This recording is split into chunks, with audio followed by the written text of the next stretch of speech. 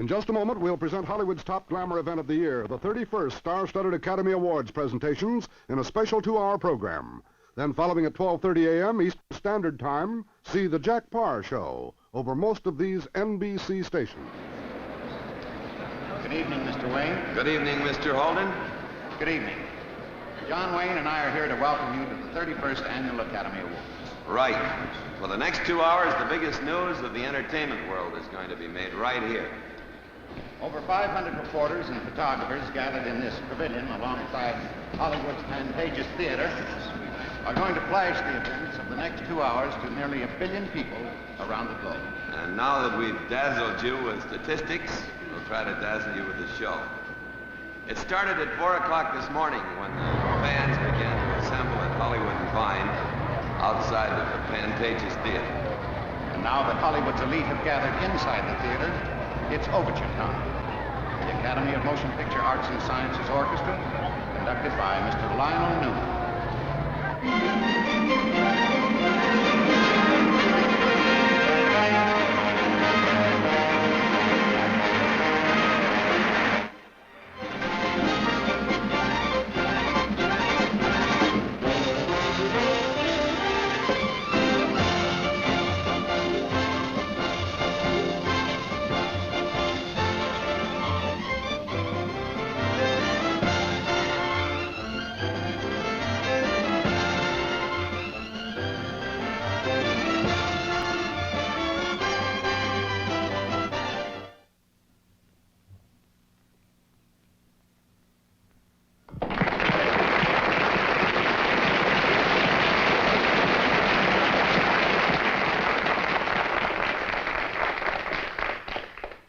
Now they got us opening the show.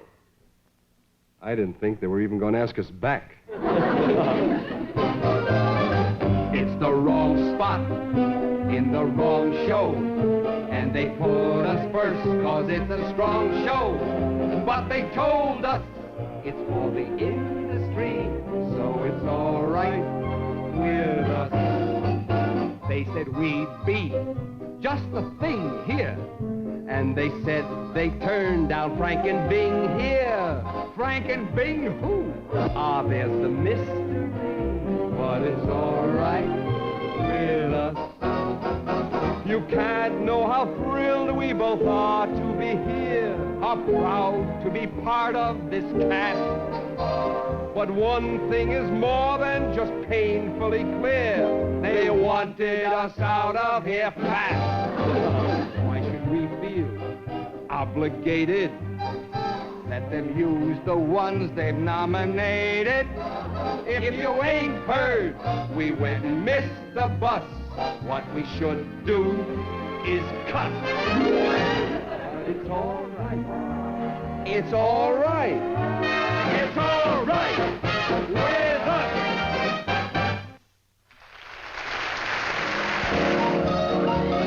They say in the trades that we're great in these roles. They must think they're talking to dopes. We both know the part for which we'd give our soul. The parts with the nice envelope.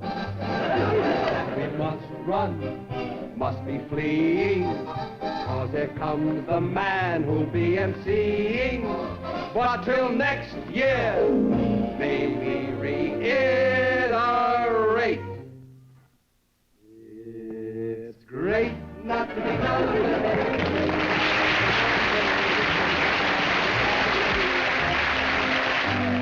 Externally, each nominee's a casual sight.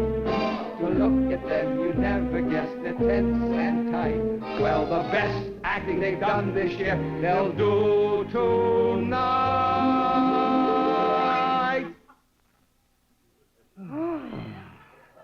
But it's all right. It's all right. It's all right.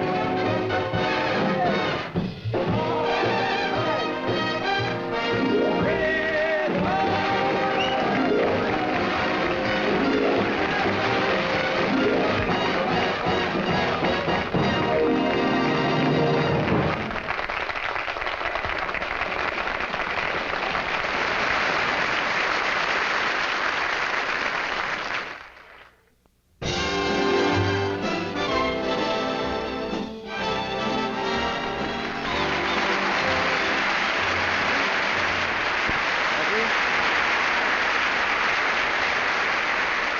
Thank you. Thank you very much. Good evening, ladies and gentlemen. Welcome to Chance of a Lifetime.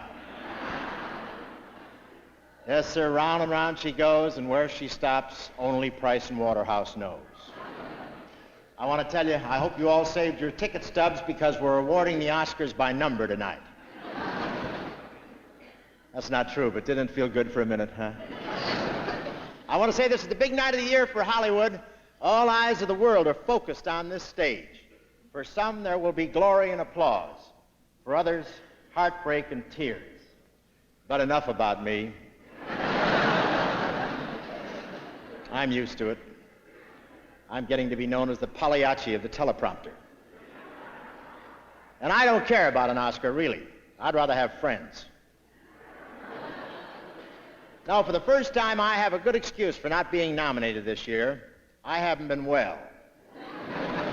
And I'm getting sicker every minute. I'm here tonight against my doctor's orders. He wanted my tickets. Now, I wanted to do this show, but they want me to take things easy, so I've already lined up a job as wardrobe man on a Brigitte Bardot picture. The pay isn't much, but the fringe benefits are terrific. Incidentally, this Academy Awards show tonight has the largest viewing audience in history. Doesn't it give you a wonderful, warm feeling to know that all over America, millions of people are sitting in front of their television sets and saying, "What happened to Tales of Wells Fargo?"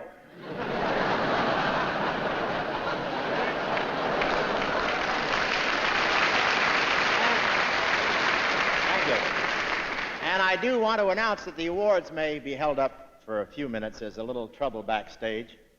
Price caught Waterhouse with an eraser. But ladies and gentlemen, we have a great show tonight. To give you an idea, Ed Sullivan is in our audience. And it's a glamorous group. The cloakroom is crowded with mink and chinchilla and sables. They have an armed guard just to keep them from mating. But this is a great night, and Hollywood has had a great year. Some of the pictures were grim, but what realism. In fact, I'm surprised to see Susan Hayward here tonight. Now, they've seated all the nominees on the aisle this year so they can get to the stage quickly, but Hollywood has become jaded after so many years of Academy Awards. They're all just sitting there calmly in their mink stoles, black tie, and track shoes. They look wonderful. And you can feel the tension in the air. This makes Cape Canaveral look like a rest home.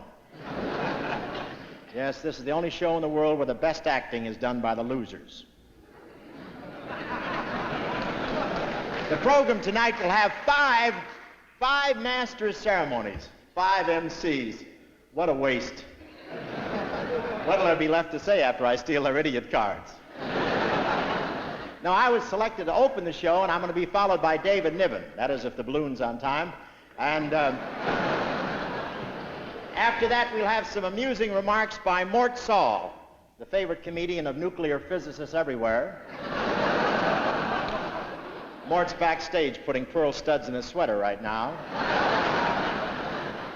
And incidentally, there's so many Englishmen on the show this year, backstage looks like the fallout from the Late Late Show.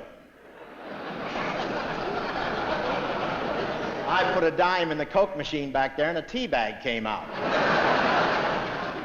We have Sir Laurence Olivier, David Niven, Peter Ustinov, Sir Alec Guinness. Sir Alec Guinness. Imagine knighting a comedian. How civilized can you get? The closest I ever came to being knighted over here was one day when Ike tapped me with a putter. He said, "That's my ball." Sir Lawrence should feel right at home here tonight because after the show, the losers gather in the parking lot and do the last scene from Hamlet.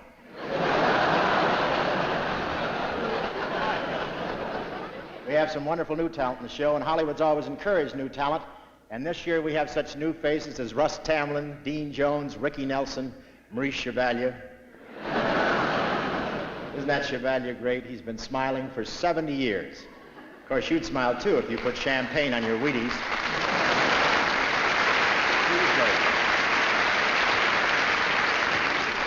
I said you'd smile too if you put champagne on your Wheaties. That's all right. It's okay. And this was a big year for the girls. Shirley Lane Shirley MacLaine was nominated for playing a lady of easy virtue.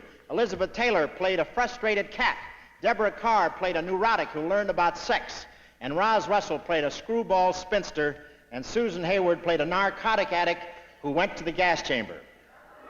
Put them all together, they spell mother.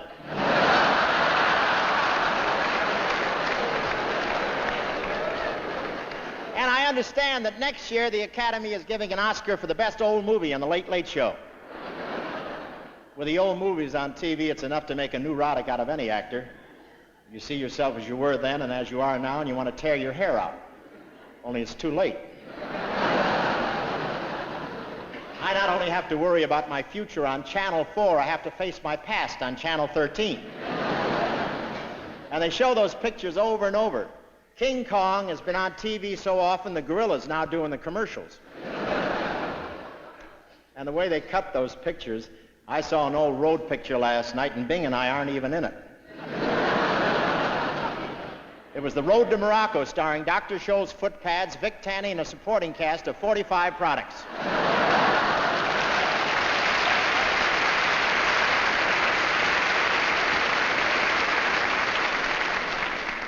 You remember the plot. Bing and I are chasing Dorothy Lamour. Well, at the end of the picture, Chef Milani gets her. And the week before, I saw Humphrey Bogart and Katharine Hepburn dragging the African Queen through 14 miles of Campbell's chicken soup. They had a heck of a time. The paddle wheel kept getting stuck in the noodles. And now, before we go into the awards, ladies and gentlemen, we'll now pause for 10 seconds while Diane Varsi turns off her television set.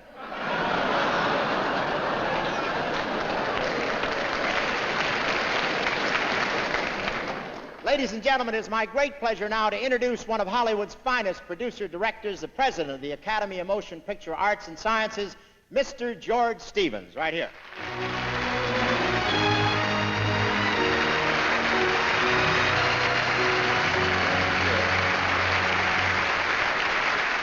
Thank you. For the governors of the Academy, I'd like to welcome you all to this, the second of our awards presentations to be televised as a public service. You are the guests of the motion picture industry, the artists, creators, producers, distributors, and your neighbors who operate the motion picture theaters of America. Now, to get the business at hand, I'd like to introduce you to Mr. Bill Miller of Price Waterhouse and Company, the guardian of Oscar secrets. The ballots are here. They have been counted. And only Mr. Miller knows of what they say. Thank you, Bill. Stand ready. The motion picture industry thanks you for being with us, and we hope you enjoy the evening. Thank you.